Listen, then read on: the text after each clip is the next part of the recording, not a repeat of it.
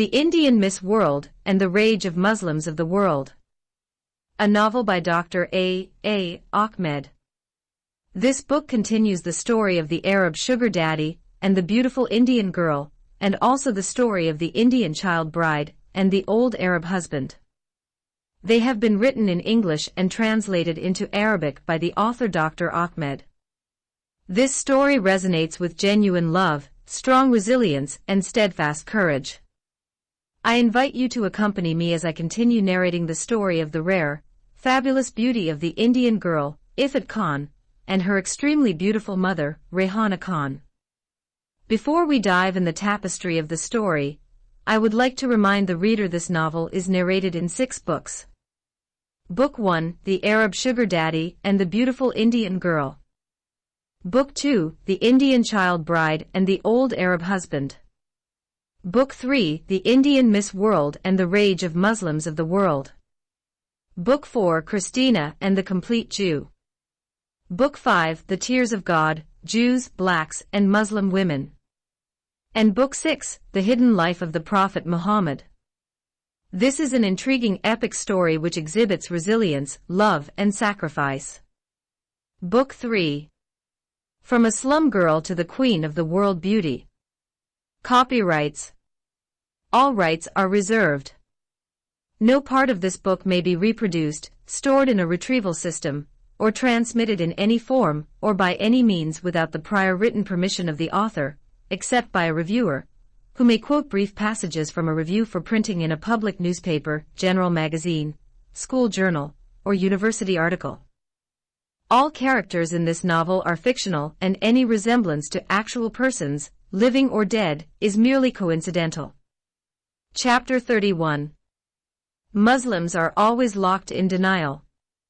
Miss World's speech has been televised all over the civilized and not so civilized world. Muslims all over the world bristled with varying degrees of rage and indifference.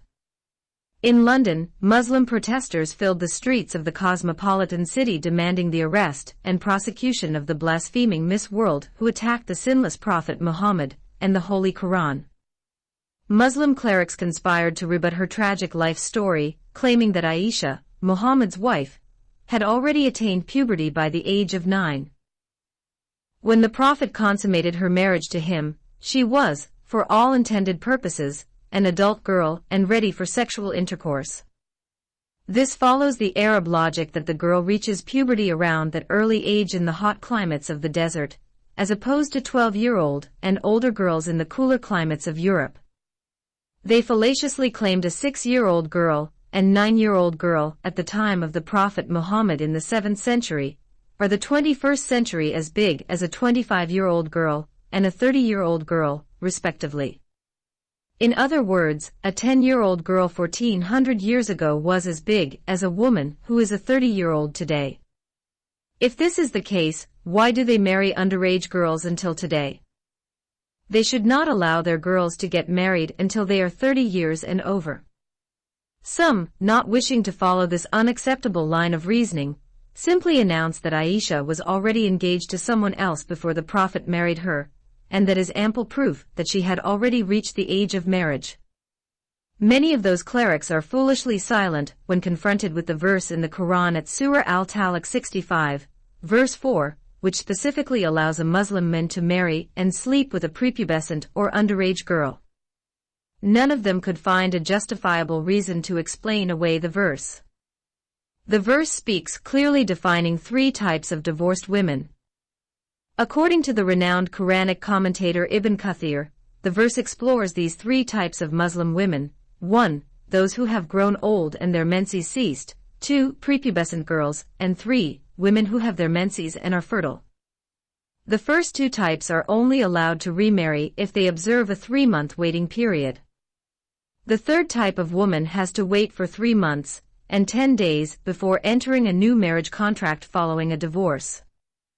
The verse in question was a response of the Prophet Muhammad to a question posed by one of his companions concerning Surah Al-Baqarah 2, verse 228, which states that divorced women must observe a waiting period of 3 months and 10 days before remarrying. The waiting period is so that paternity of children, if any, can be determined.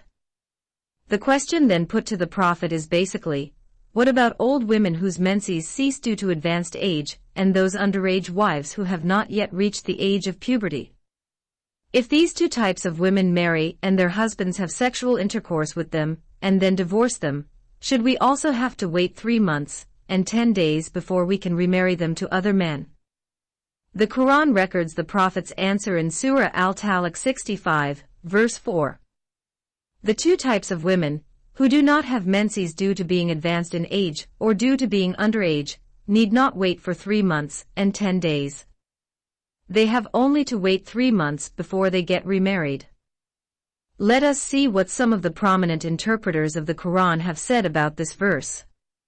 1. Ibn Abbas, and for such of your women as despair of menstruation, because of old age, if ye doubt about their waiting period, their period of waiting shall be 3 months, upon which another man asked, O Messenger of Allah, what about the waiting period of those who do not have menstruation because they are too young? Along with those who have it not, because of young age, their waiting period is 3 months. 2. Al-Wahidi, when the waiting period for divorced and widowed women was mentioned in Surat Al-Baqarah, Ubay ibn Ka'b said, O Messenger of Allah, some women of Medina are saying, there are other women who have not been mentioned. He asked him, and who are they? He said, those who are too young such that they have not started menstruating yet, those who are too old whose menstruation has stopped, and those who are pregnant. And so, this verse, and for such of your women as despair of menstruation, was revealed. 3. Al-Tabari, the interpretation of the verse, and those of your women as having passed the age of monthly courses, for them the iddah prescribed period, if you have doubt about their periods, is 3 months, and for those who have no courses, because they are still immature, their iddah prescribed period is 3 months likewise. He said, the same applies to the idea for girls who do not menstruate because they are too young if their husbands divorce them after consummating the marriage with them. 4. Aisha, the infamous child bride of the Prophet Muhammad. Narrated Aisha, I used to play with the dolls in the presence of the Prophet, and my girlfriends also used to play with me. When Allah's apostle used to enter, they used to hide, but the Prophet would call them to join and play with me. Sahih al-Bukhari, Book 8, Volume 73, Hadith number 151. This hadith is explained in Fatih al-Bari. Playing with the dolls and similar images is forbidden, but it was allowed for Aisha at that time, as she was a little girl, not yet reached the age of puberty. Fatih al-Bari, Volume 13, page 143. The Prophet wrote the marriage contract with Aisha while she was 6 years old and consummated his marriage with her while she was 9 years old, and she remained with him for 9 years, till his death. Sahih al-Bukhari, Book 62, Hadith number 89. Despite Islam allowing men to marry prepubescent girls, you will find some Muslim leaders in the West who continue to deny the fact, locked in denial and unable to see the faults of their faith to this very day. The London Muslims in the UK protested against Miss World's speech simply because any challenges, questioning, or doubt is not tolerated in Islam. It is a religion that requires blind faith from its followers against all intellect, understanding, and logic. To use the mind is senseless and thinking too much will get you killed. For these reasons, they demanded the arrest and prosecution of the new Miss World. Not surprisingly, the secular British government and the London Police Authority rejected their demands, and she is allowed to return to her country crowned queen, and the newly declared Miss World. She is escorted from the hotel to the international airport under heavy security. Among all the beauty contestants, Miss World is the only one who has been sent home in a small business jet. Except for 2 hostesses and the pilot, there are no other passengers on board except her and her mother.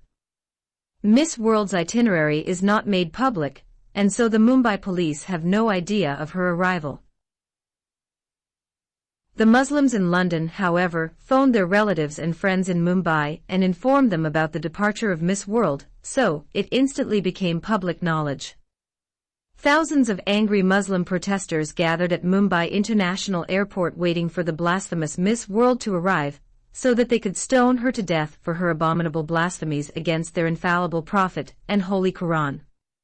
Chapter 32. The Most Dangerous Muslim Terrorist.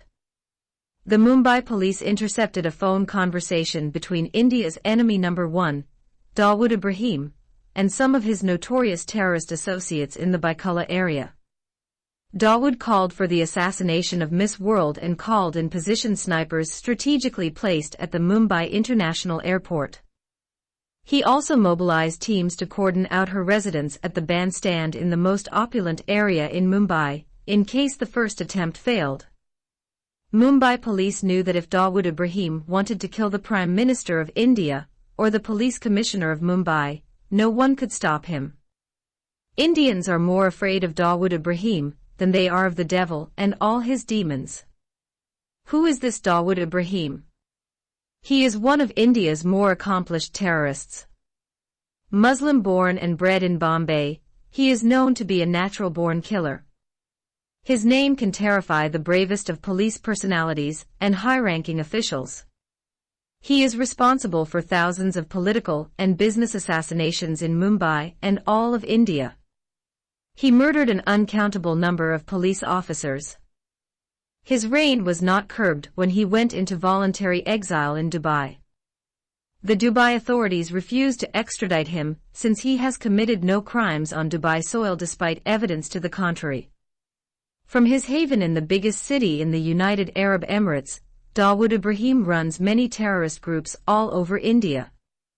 His main headquarters are situated in the cosmopolitan city of Mumbai. His terrorists specialized in extorting money from politicians, businessmen, film stars, etc. They make a phone call to a wealthy businessman, or a film star, or an actress, and ask him or her to pay them some crores of rupees or otherwise they will kill them. Sometimes they kidnap his son or daughter and ask him to pay, or they will kill him or her. In some cases, the wives of those rich citizens had been kidnapped, raped, and brutally killed because their husbands refused to pay the huge ransom money. Political candidates and influential citizens usually use Dawood's terrorists to get rid of their rivals. Mumbai police believe that if anyone's name is added to Dawood's killing hit list, even God will not be able to spare the life of that person. It is a given that if Dawood Ibrahim has already decided to murder someone, the Mumbai Police Authority will not interfere, and every police officer will stay away from the path of the terrorists of that ruthless man. Every single police officer knows exactly the price to pay if he comes between Dawood's terrorists and their intended victims. The moment the Mumbai police knew that Miss World's name had been added to the hit list, it was considered a closed case. Therefore, as soon as Mumbai police caught wind of the assassination order to kill the new Miss World, they considered her dead and gone. For them, it is just a matter of time, and the entire world shall soon know that Miss World has been assassinated on her arrival at Mumbai Chhatrapati Shivaji International Airport by Dawood Ibrahim's terrorists. Nevertheless, one new female police officer took the risk and informed the authorities at the Mumbai International Airport about the assassination plot. She is one of those brave women who felt proud to have another Miss World from India. Following the information, the Mumbai International Airport in the Andheri area decided to divert the British small private jet to the Mumbai domestic airport in the Santa Cruz area. The very same female police officer approached Miss World and her mother upon their arrival at the domestic airport and revealed to them the assassination plot of Dawood Ibrahim. The Muslim girl Aphrodite Khan has never heard of the name of Dawood Ibrahim before. But her Hindu mother Rani Krishna began to tremble involuntarily from the mere mention of his dreadful name. She knows that when Dawood Ibrahim's terrorists decide to kill someone, it is for sure to happen. Expecting to find trouble at their house in the Bandra area, she booked 2 rooms at a hotel near the domestic airport. After checking in, she left her daughter Aphrodite with some strict instructions to remain hidden in her room, and to keep the door locked no matter what.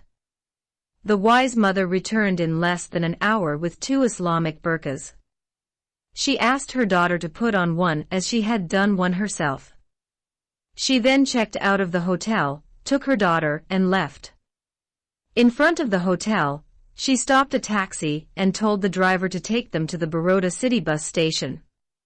That day, around 1 million outrageous Muslim protesters gathered in front of the Mumbai International Airport waiting impatiently for Miss World to make an appearance, so they could vent their wrath on her. Dawood Ibrahim has mobilized 15 gunmen as snipers throughout strategic vantage points at the international airport. Every one of his gunmen is a ruthless professional shooter not known to miss his target. The order to shoot and kill on sight Miss World has already been issued.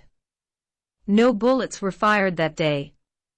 Finally, the airport public system announced in the intercom and through the media that the British private jet ferrying the new Miss World had landed at the Mumbai military air base in the Juhu area. The authorities understood the volatility of the situation and hoped to defuse it by getting the large crowd to disperse. Long after Miss World had arrived at the domestic airport, many of the protesters suspected a ruse and continued to wait for the British plane of the blasphemous woman to land on Indian soil. Eventually, spying moles within the Mumbai Police Department confirmed the arrival of Miss World in a British private business jet at the domestic airport terminal and information about the brave female police officer who alerted the target to the assassination attempt. By the time the snipers arrived at the Santa Cruz domestic airport, their targets had long gone. They decided to regroup and beef up reconnaissance at the bandstand house of their two victims. At least she should die in the comfort of her own home. At the same time, the terrorists sent 20 of their number to deal with the female police officer, who has dared to foil their flawless plot.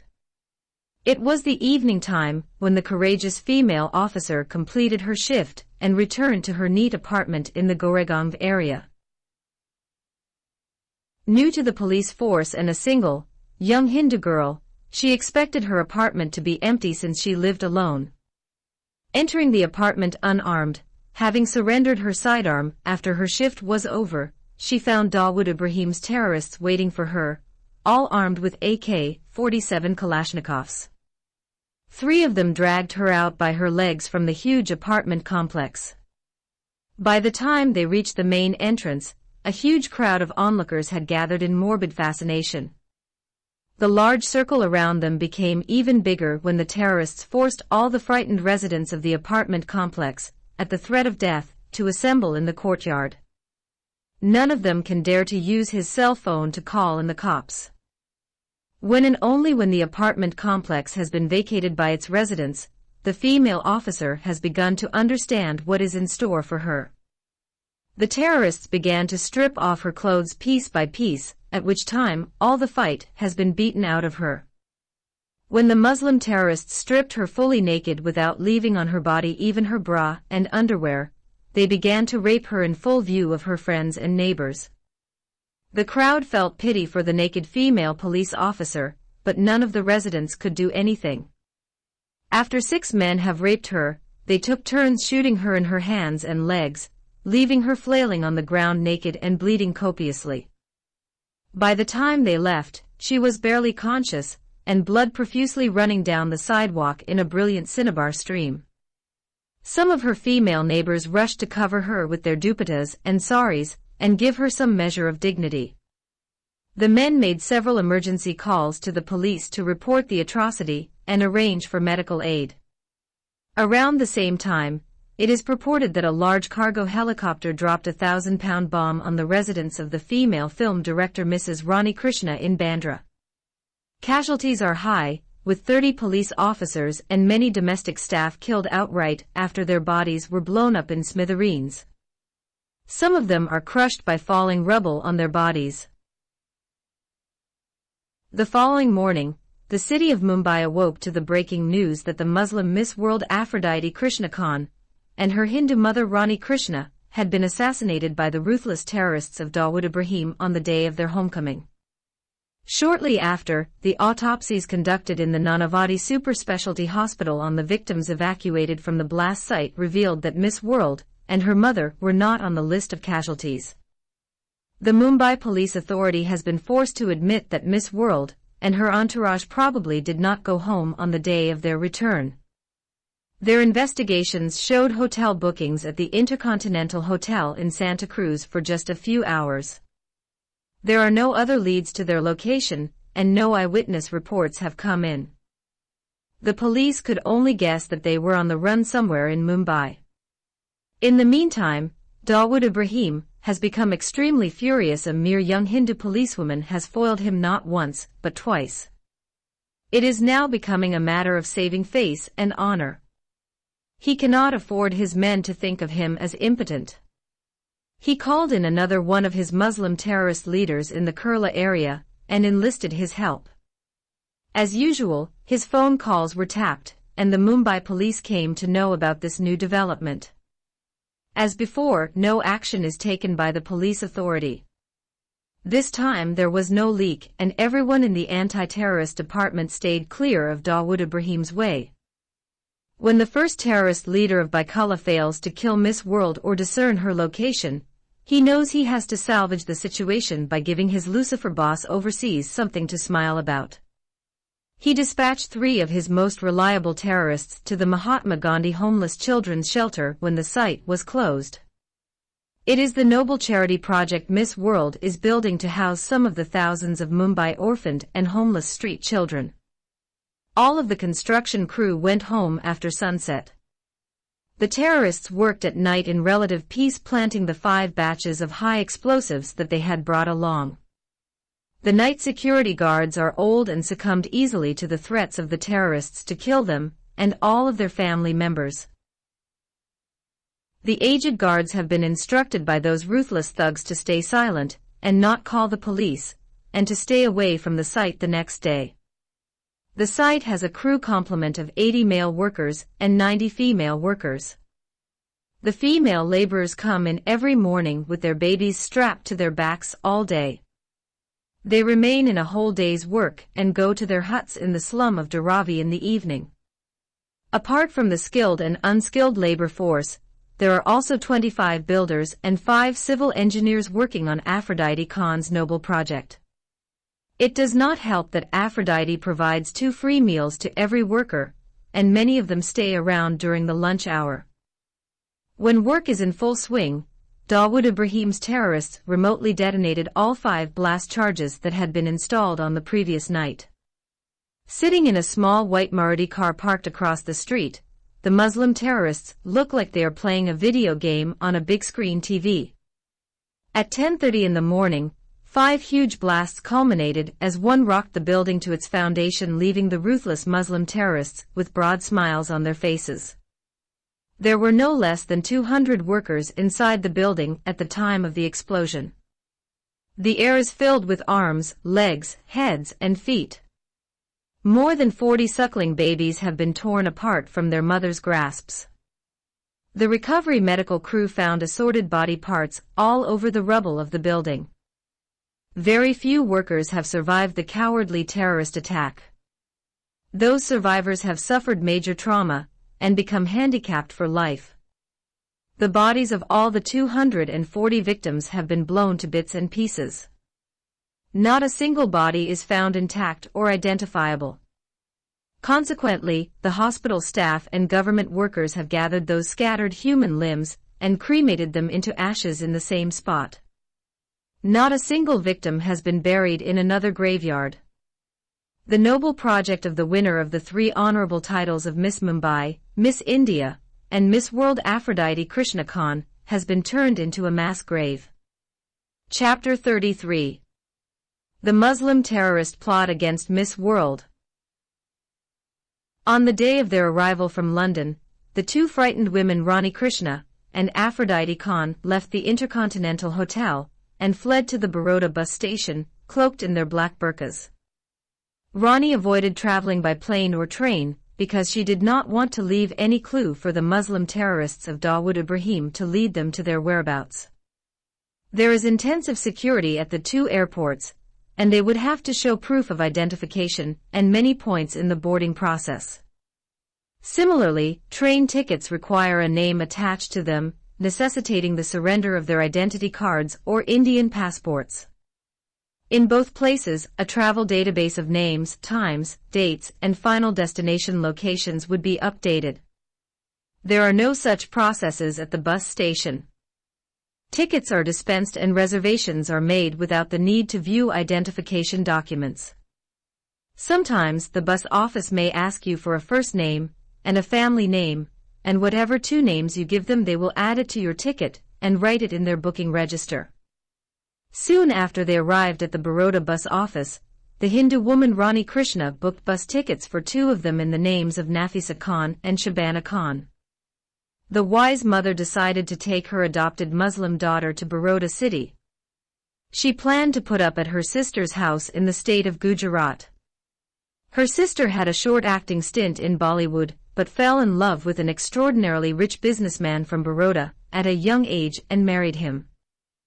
Lakshmi Patel, Rani Krishna's sister, decided to trade in her career in Bollywood for normal family life.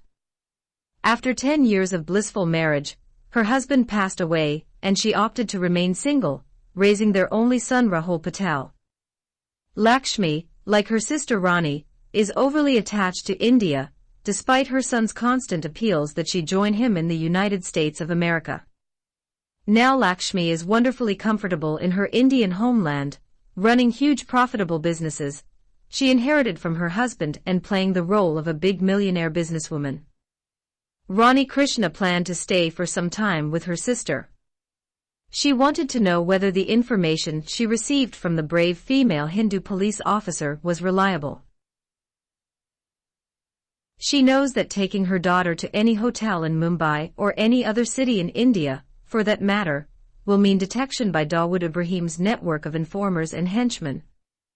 When she arrived at her sister's home, the guards refused access to them. Lakshmi is shocked when one of her security guards tells her that a couple of burqa-clad Muslim women are standing in front of the gate of her mansion insisting on speaking with her. She told the guard to summon the police if they did not agree to disperse and immediately leave her sacred ground. When the guard told Rani of her sister's decision, she removed the black veil from her face and revealed her true identity. Lakshmi has been surprised to see her sister emerging from the black burqa. She assumed that her little sister had converted to Islam. This does not sit well with her because she happens to be one of those Hindu people who hate Muslims with bitterness. Her husband was killed at the hands of some Pakistani Muslim terrorists who stormed the Taj Mahal Hotel, randomly shooting at guests. This incident scared her for life, and from then on, she viewed them all with the greatest distrust. Looking at her sister in a burqa required all the self-control she could muster. For Lakshmi, the burqa is a sign of oppression and abuse of the woman. She believes that no rational woman should agree to be buried inside a living tomb, or be covered by her burial clothes before her death. Rani saw the look in her eyes and spoke up immediately explaining that the burqa was merely a disguise. That was done, she explained to her frightened sister the reason that led her and her daughter to dress up in such a fashion. Lakshmi has to appreciate her sister's resourcefulness and calm under pressure. She offered them a roof over their heads as long as they wished to stay. Further discussion brought up the bombing of Rani's residence and the incident surrounding the female police officer, who was gang-raped and shot full of bullets in front of her apartment. The ruthlessness shown served to underline the cruelty of the Muslim terrorists. It is clear to Rani now that continuing to live in India posed an unacceptable risk for the two of them. Even her proud Indian sister advised her to leave India and settle somewhere far away. America is the best refuge for sure. Rani is extremely uncomfortable with the choices in front of her. She is not ready and willing to abandon her beloved motherland Hindustan. Even Aphrodite balked at the idea of fleeing in the face of threats. She is insistent that she wants to see the construction of her noble charity project building of the Mahatma Gandhi Homeless Children's Shelter completed. Miss World felt as if she had died alongside her noble project when she heard the horrific news of its destruction by the terrorists. She cried like a small female baby unable to be comforted. She wept the whole day and refused all food and drink for over 24 hours. It is the elder sister Lakshmi Patel who read in the newspapers about the destruction of Rani's residence in the Bandra area and Aphrodite's noble project at the Dharavi slum area. In the meantime, both Lakshmi and Rani become more and more convinced that their best option is to leave India as soon as possible. Both the bomb sites are ample proof that Dawood Ibrahim and his underworld network are utterly ruthless and doggedly determined, and a dangerous combination indeed. Staying in India, she may just become careless one day, and a half chance is all the terrorists need to get even. Not being able to make her upcoming movie of the slum girl, Ifat Khan, which decided to name it The Child Bride and the Old Man, somehow does not bother her as much as she thought it would. Her main concern is how to save the life of her beloved daughter Aphrodite. The dreadful Muslim terrorist leader Dawood Ibrahim deprived Rani and Aphrodite of their freedom, and turned them into homeless Indian women, as if they were female fugitives in their own country. If they opt to continue living in India, they have to live incognito for the rest of their lives, or at least for the rest of Dawood Ibrahim's natural life. Even so, they will both have to curtail all their activities and put all their dreams on hold. The media blitz around all their public activities has made them popular names, and their faces instantly recognizable. That means living with a burqa. Rani is forced to accept that the USA will be the better route for both of them. When Aphrodite has recovered her composure after a day or so, Rani gently explains the dangerous situation they are in. She explained that they cannot be able to lead normal lives in India. But her daughter does not take the news well. She wants to stay in Mumbai and search for her biological Muslim mother Rehana Khan. After she came to know the honorable release of her mother from the Jeddah Women's Jail in London, she no longer hates her. It is the American female judge of the beauty pageant who assured her that her mother is innocent of the false charges of being a prostitute and thief, and she was rescued from imminent death through stoning and returned to Bombay. Aphrodite decided to find her Muslim mother as soon as she returned to Mumbai. But both her Aunt Lakshmi and Hindu mother Rani reminded her that staying in Mumbai under the current unfavorable conditions unfolding will be playing into Dawood Ibrahim's hands and making his job that much easier.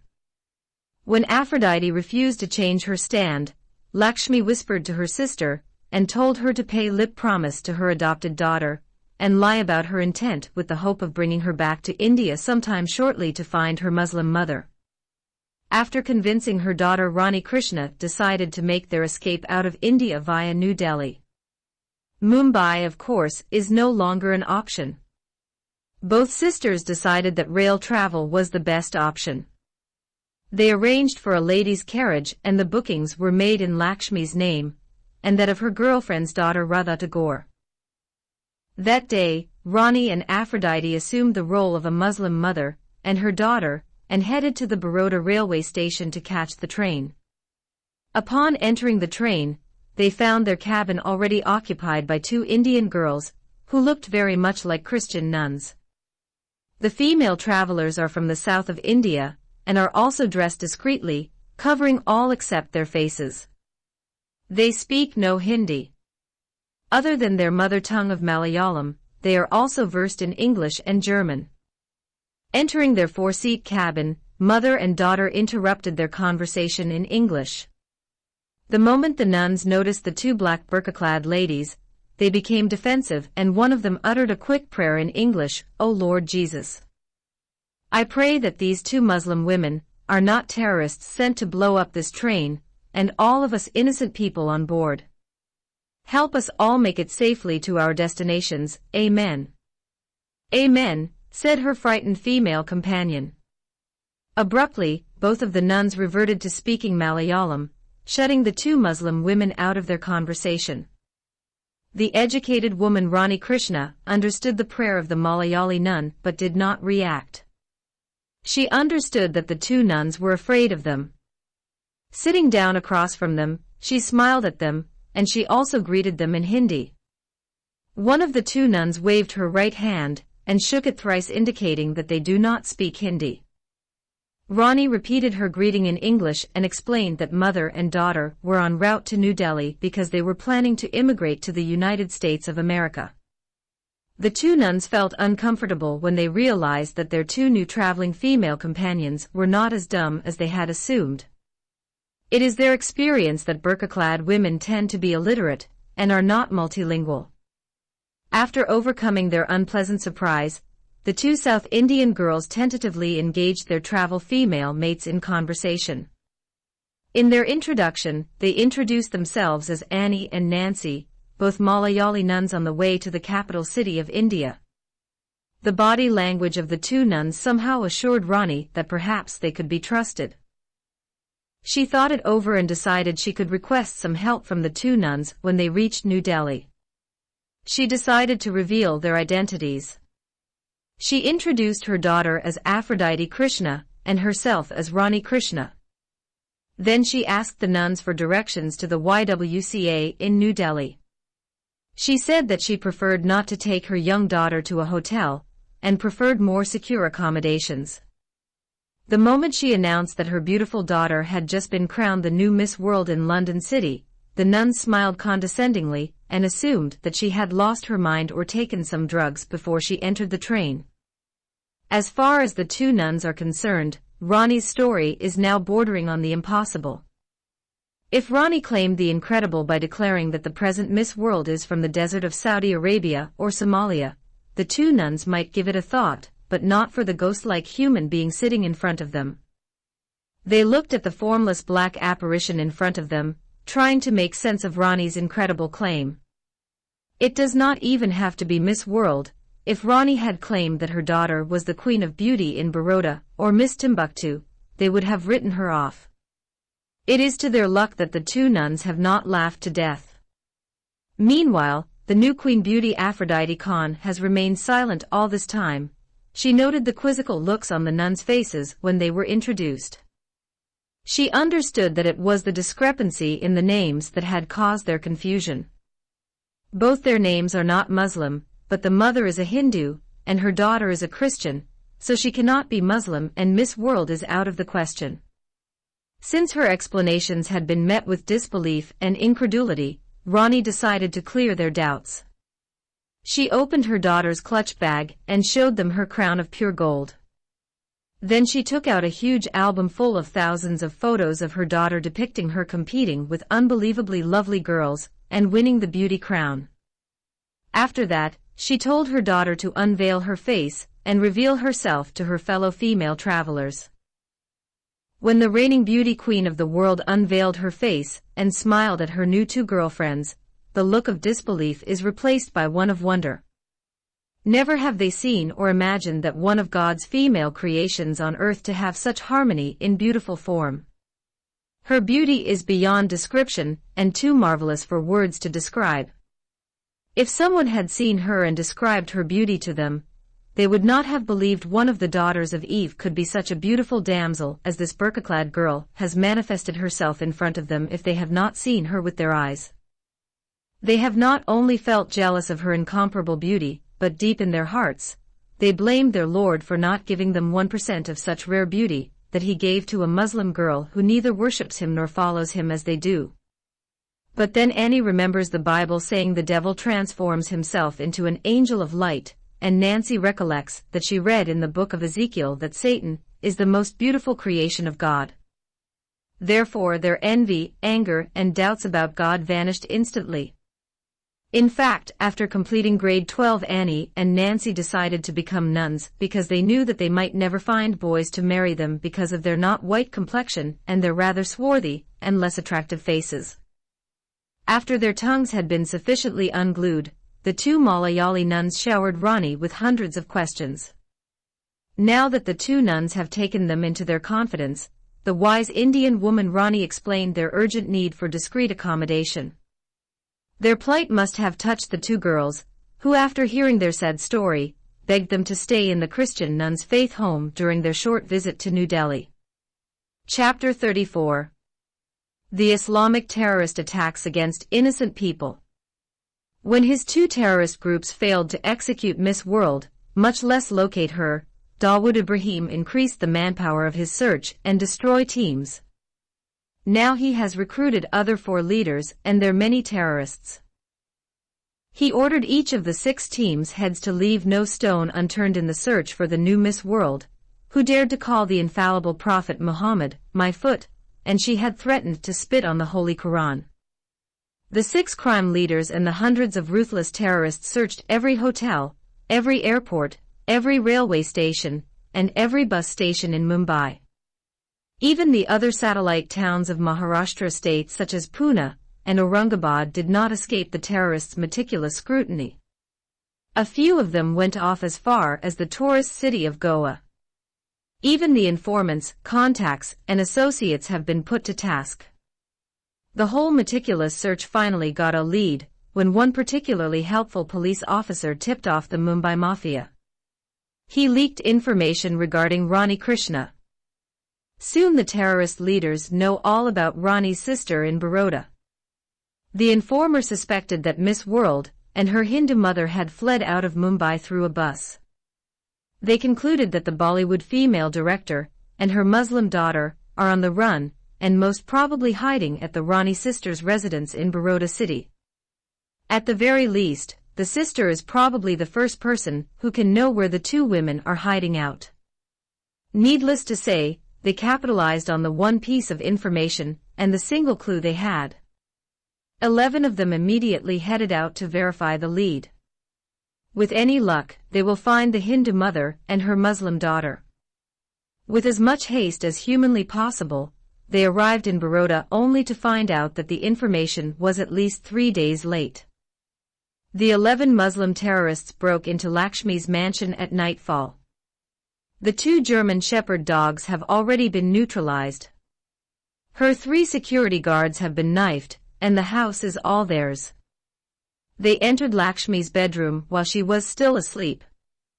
When they woke her up, she blinked at the sight of a roomful of street thugs wielding big knives dripping with blood. It has not taken them long to tell her why they have come. At first, Lakshmi denied knowing where her sister and her niece were. When the terrorists began ripping out her fingernails with pliers, she admitted that the mother-daughter pair had already left after staying for 2 days, and are now probably en route to New Delhi.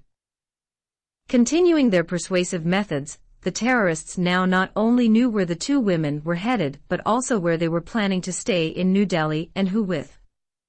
Under torture, the frightened rich lady Lakshmi blurted out everything. She confessed how her sister is planning to flee India, where Rani and Aphrodite are planning to stay in the capital city, and how they intend to make their way to the United States of America. She also divulged her sister's private cell phone number. After being gang-raped by some of the men, they dispatched her to her maker with a sharp blade to the heart. On the way out, the terrorists, not wanting to waste their efforts, looted the house of jewelry and other valuables. They thoughtfully took Lakshmi's cell phone, hoping to use it as a tactical advantage. The following day, 3 of them returned to Mumbai to brief the other terrorist leaders. The other 8 wasted no time in making their way to New Delhi on the Rajdhani Express train. What the normal Indian trains cover in 24 to 36 hours, the fastest Indian train Rajdhani can do it in 12 hours. Dawood Ibrahim's Muslim terrorists are in a good mood. At this rate, now they will be able to make up for valuable lost time. The trail of their 2 female victims is no longer cold. It is now only a matter of time before they report the happy news to their boss Lucifer in Dubai. They will soon be the toast of the underworld, not to mention the adoration of the Muslim world. The Muslim terrorists arrived at Nizam al-Din station at 6 o'clock in the morning. From Old Delhi, the 8 terrorists took 2 taxis and told their drivers to take them to the YWCA in New Delhi. Their exuberant mood is soon going to evaporate. On their arrival at the Young Women Christian Association, they became furious when they were told that there were no Indian women by the names they mentioned. One of them puts a dagger to the female manager's throat, but she has nothing to tell them. She swore in the name of her Lord and Savior, Jesus Christ, that she had never heard of Rani Krishna, or Aphrodite Khan. The terrorists vetted the guest register, but the names they are looking for are not listed. Not entirely convinced, they searched every room and cited every girl in the face. As is their custom, every attractive female has been gang raped. Any girl with valuables has been robbed of them promptly. Rani Krishna had truly told her late sister that they were planning to put themselves up at the YWCA. Meeting the two Malayali nuns was the only thing that prevented them from falling into the hands of India's most dreaded terrorists. The two nuns might as well have been angels.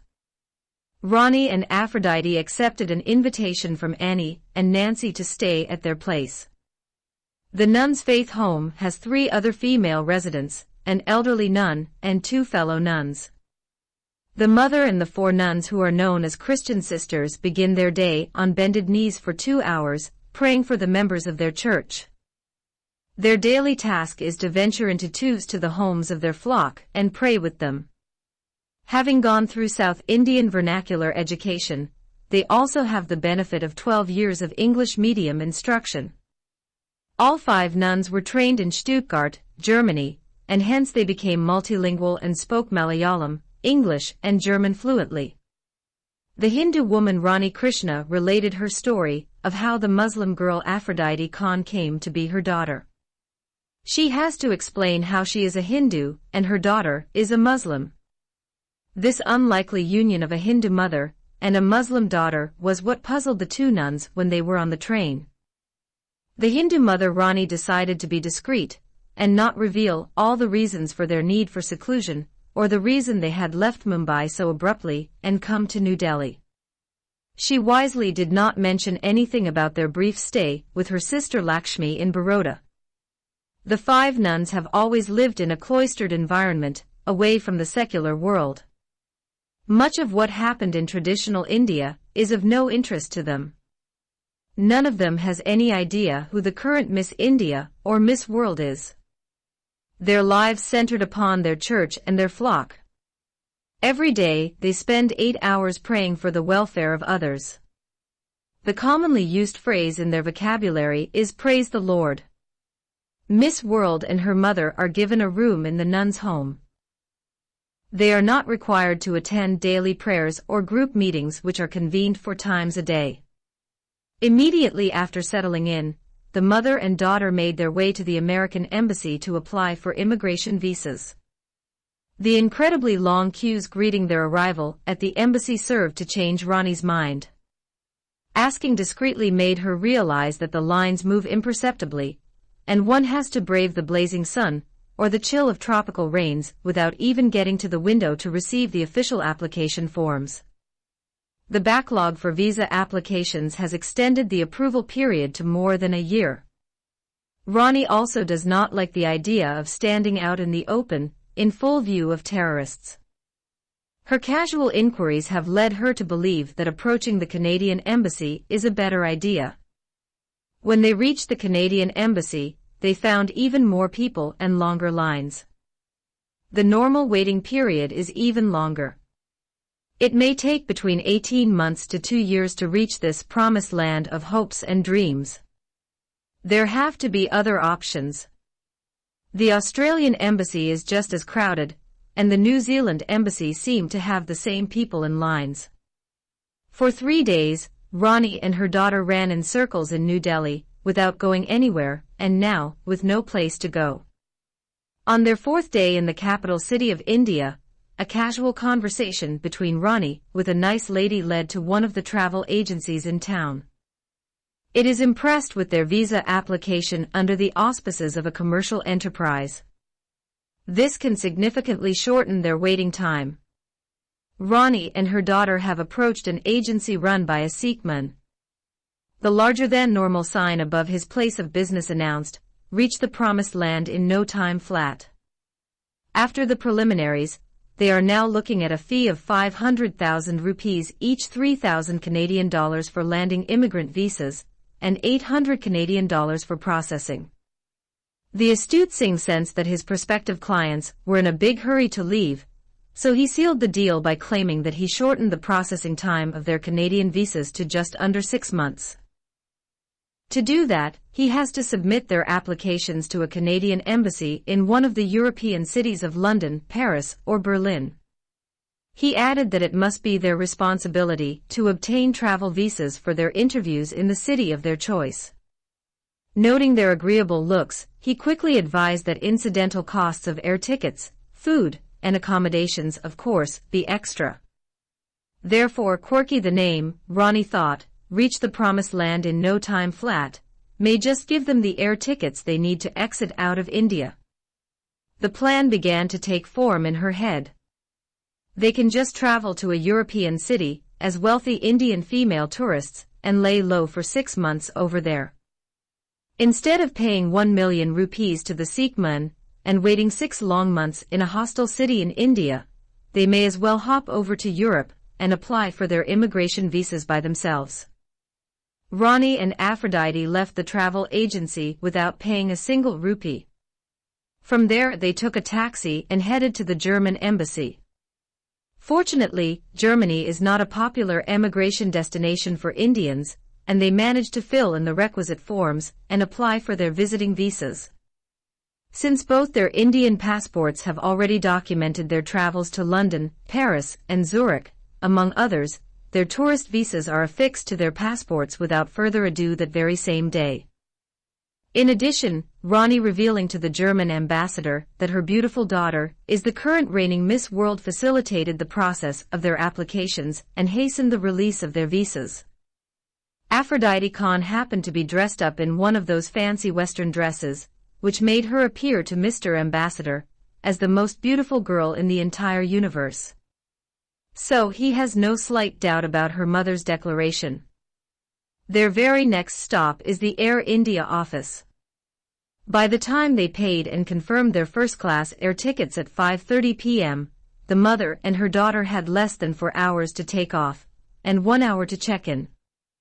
The Malayali nuns' faith home is at least 2 hours travel away, the time they do not have. They decided to call from the Indira Gandhi International Airport and thank the nuns for their love and kindness, ending the phone call with grateful goodbyes. By this time, the nuns now knew why they were in such a hurry to fly off to Berlin. Ronnie decided to call her sister in Baroda. She wants to say goodbye to her and tell her about her change in plans. She tried the house phone and cell phone number several times, but could not get through. Ronnie had not called her sister since leaving her house 5 days ago. Guilt ate at her, and she decided to ask a favor from the Malayali nuns. Annie agreed to call Lakshmi the following day and inform her of the latest developments regarding the travels of her sister and niece. Chapter 35. The Christian Nuns and the Muslim Terrorists. Whether it is a bad omen, good luck, a mere coincidence, or divine intervention, who is to say? Miss World and her Hindu mother have escaped the clutches of the most dreaded Muslim terrorist groups in the world. They arrived safely in Berlin, the capital of Germany. The same cannot be said for those innocent women they came into contact with. The innocent bystander toll of damage, destruction, death, and suffering, however, is incalculable. The first to fall is the brave young Hindu female police officer, who was paraded bare naked and raped in public by 6 terrorists. It was the most painful and humiliating experience for a policewoman to go through in front of everybody. After gang raping her in broad daylight, her limbs were shot to pieces to render her handicapped for the rest of her miserable life. Indians prefer that a rape victim should kill herself rather than live with a defiled body, and no one would marry her. Sometimes, a brother might kill his raped sister, or a husband might burn the body of his defiled wife. This vile Indian custom punishes the rape victim for a crime she has not done. She would be raped by a stranger and get killed by a close relative for being a victim of rape. Next, the cowardly Muslim terrorist attack on Rani Krishna's residence in Bandra escalated the scale of violence. Innocent guards, servants, maidservants, and police officers lost their lives to a bomb dropped from a hijacked helicopter. It was stolen from a military base in the Juhu area. The destruction and mayhem continued into the 3rd day, when around 240 male laborers and female workers and their babies were decimated by 5 explosive charges, turning a building into thousands of tons of rubble, and making a noble charity project into a mass grave.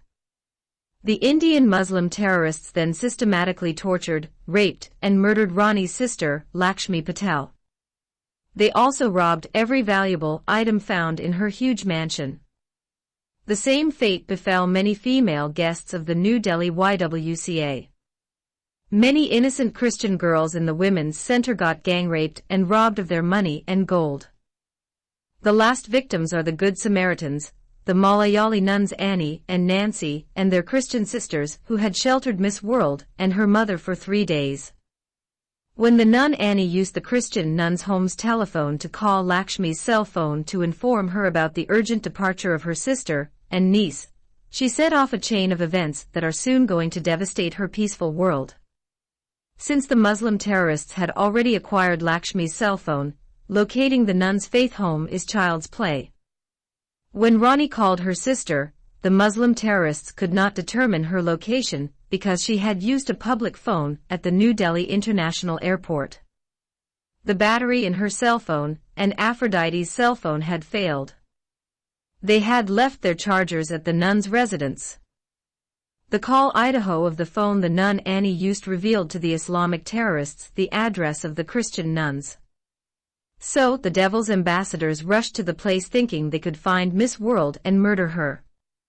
When they cannot find their intended victim, the Malayali nuns have been brutally tortured to coax out of their mouths every last bit of information they know about the fugitive Miss World. The Islamic terrorists know only too well that the simple Christian nuns have only one thing of value. The most important and precious thing is keeping their vow of chastity and purity. To deny them even this virtue of celibacy, they are first molested, their bodies defiled, and then they are raped, and their virginities are violently robbed. After their violation, the Christian nuns have lost all will to live. The simple country Christian nuns take their chastity vows very seriously, preserving their purity symbolizing their dedication of faith as brides of Christ and female ambassadors of good faith to their Lord on earth. All for Christian nuns have come from the dregs of poverty in South India. They owned nothing material, save their honor and their faith. When they got raped, they have nothing left because they have lost what they are trying to retain all their lives and preserve until their deaths. Each one of the Christian nuns wants to die one day and meet her Lord as his holy bride. But then after their bodies have been defiled and lost their virginity, what remains is little faith in their bleeding hearts if they could salvage it. For the 2 nuns, Annie and Nancy, their one supreme offering to God is now null and devoid. They might have preferred death than to live with impure and unholy bodies. Their leader, who is their Christian mother Tara, begged the Muslim terrorists to do anything to the 4 young Malayali nuns, but they should neither defile their holy bodies nor rape them. If the Muslim terrorists learned anything from their faith, it is the idea of leverage and terror. Their religion allows them to rape the women of the infidels. So they exploited the one weakness of the Christian nuns until they were sure they got all the information they could. They refused to believe that Miss World and her mother had already left India and traveled to Germany. Rani's sister Lakshmi had confirmed that her sister and niece are on their way to New Delhi to apply for U.S. immigrant visas. The first Christian nun to be raped is Annie. She has to suffer the terror and the shame in front of her Christian mother Tara and fellow Christian sisters. She has to bear the brunt of 3 savage attacks. Nancy is next. When the brutal rape of the 2 nuns Annie and Nancy have not given the Muslim terrorists what they wanted, they decided to up their Christian mother Tara by threatening to kill the remaining 2 nuns Mary and Susan. With no information forthcoming, the 3rd nun Mary has been repeatedly stabbed in the chest until she is turned into a corpse. The other Christian nuns could not stand the brutal murder of their sister Mary, so they closed their eyes and surrendered their fate to the Lord. They could not even cry out since they were by now muffled and gagged. In their hearts, the raped 2 nuns Annie and Nancy felt the murdered nun Mary is a more blessed Christian sister than them because she died as a martyr, and went to the Lord as a holy and undefiled virgin. After the rape of the 2 nuns and the murder of the 3rd nun, the Muslim terrorists have to admit that the nuns are simply of no more use to them. So they spared the 4th Christian nun Susan and left. She is neither raped nor killed, nor a single finger in her holy body has been touched by the children of Lucifer, the devil. Later, the pastor and elders of the church, even some members of the congregation, did not deal with the trauma, and simply attributed the horrors of the terrorist attack to what made sense to them. Given their simple religious understanding, the 2 Christian nuns Annie and Nancy have been raped, and the 3rd nun Mary has been murdered by the Islamic terrorists, because they were not living a righteous life, and that was why the Lord had allowed evils to befall them. The 4th Christian nun Susan was untouched by the devil's messengers because she must have been living a holy life that pleased their Lord, and so, she was spared by those Muslim terrorists. The old Mother Terah is counted very much as righteous and most holy because the children of the devil spared her their evil retribution too. Unfair as it is, the 2 raped nuns Annie and Nancy are asked by the church leadership to step down from the upper faith home and live in the lower faith home among the lay believers because they are no more holy virgin nuns, and their spiritual lives are not a good example for the other Christian brethren to imitate them as spiritual guidelines in the Christian faith.